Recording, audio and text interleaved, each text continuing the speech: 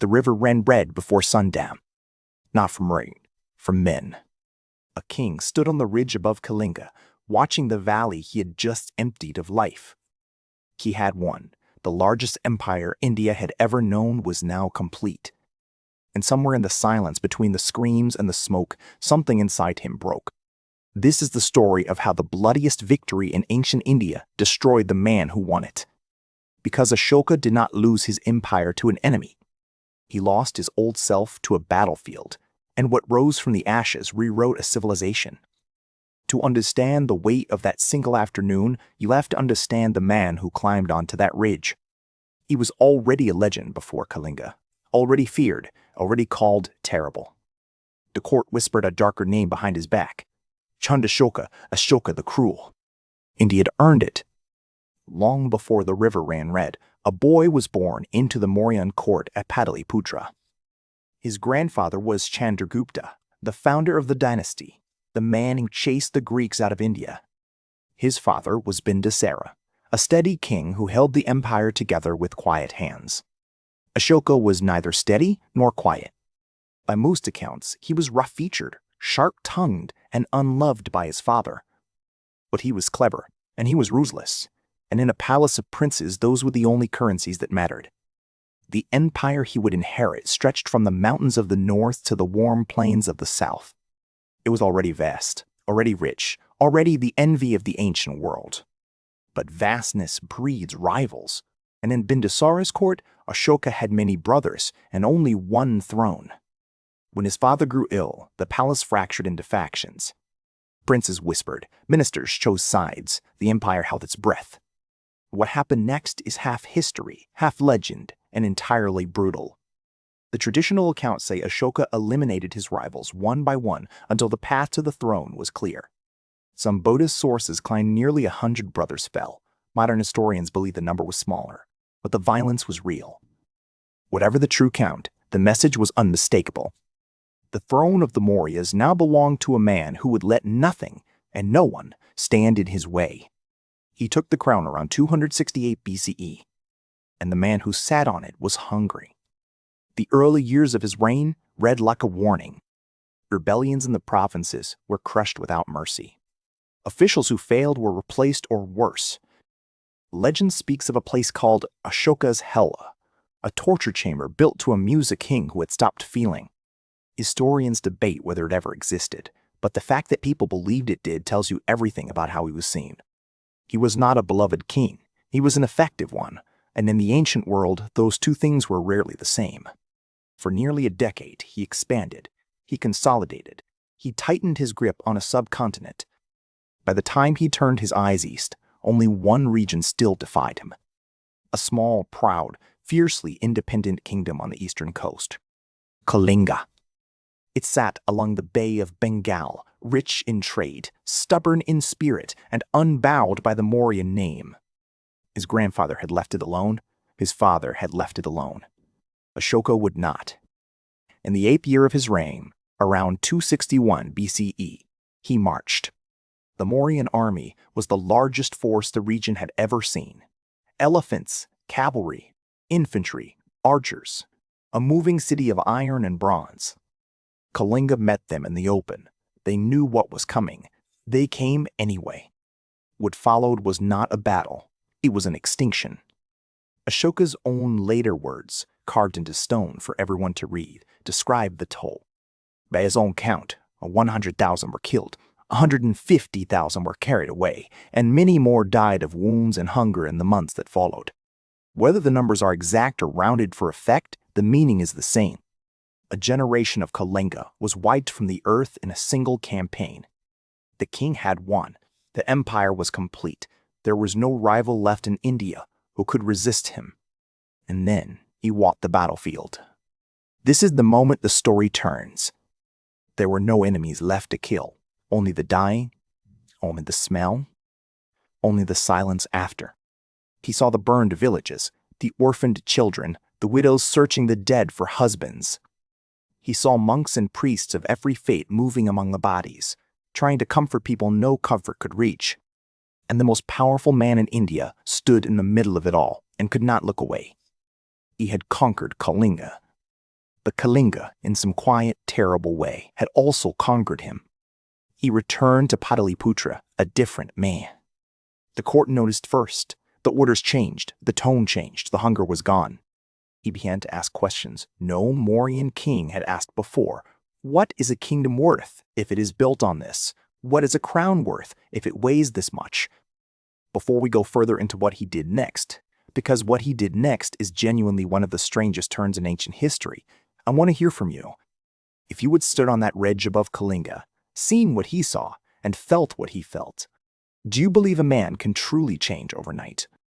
Or do you think the cruelty was always going to catch up with him, one way or another? Drop your honest take in the comments.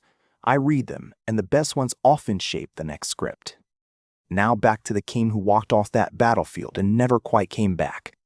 In the years after Kalinga, Ashoka began to study Buddhism. It was not yet the great world religion it would become.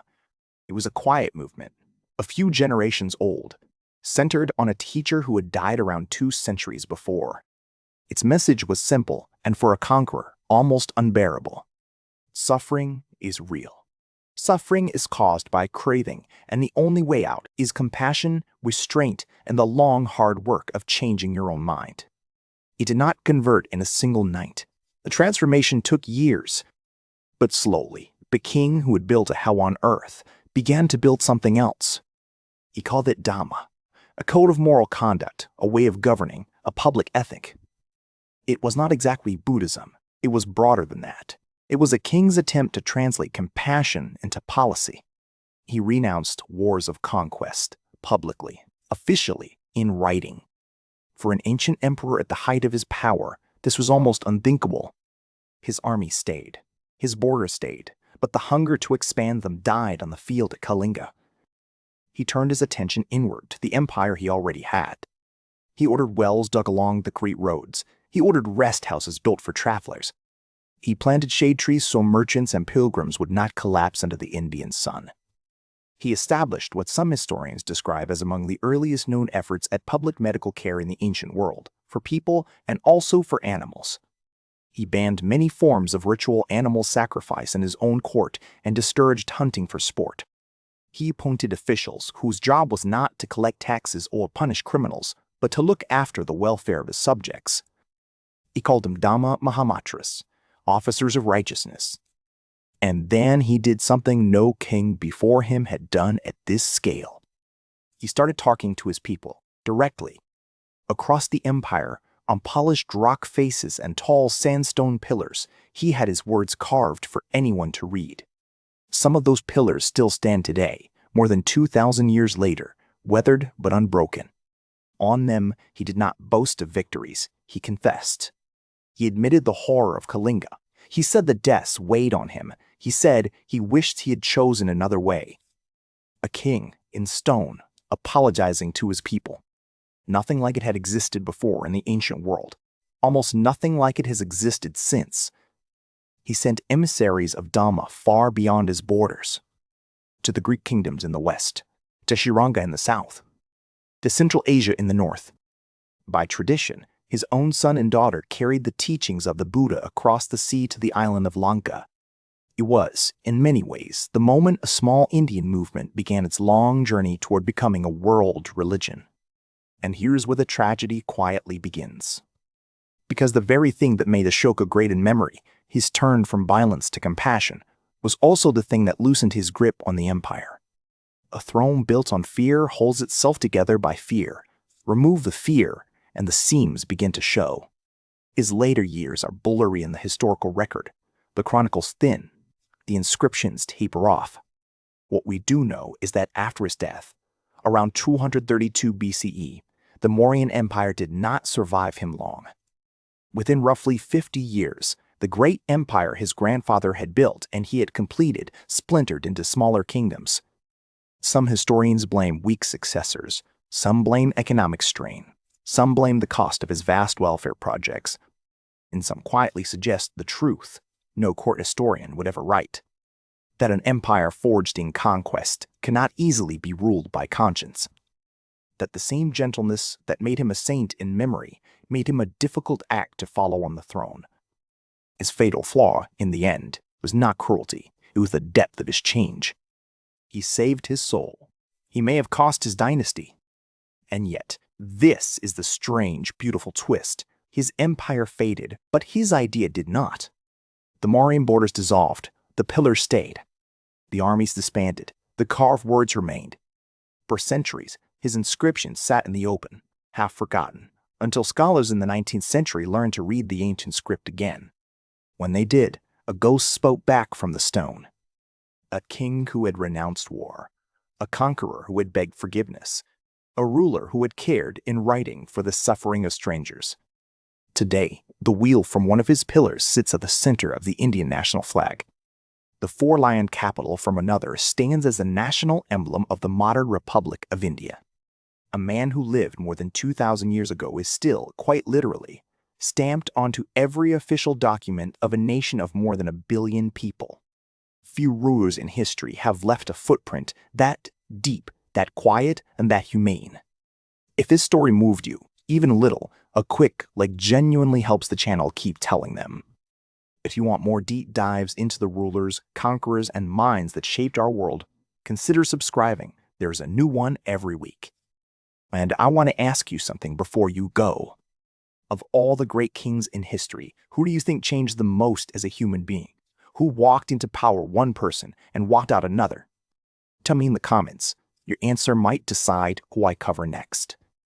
Because next time we are leaving the dust of India behind and crossing into the cold mountains of the north to a ruler whose empire was built not on remorse, but on relentless, calculated ambition.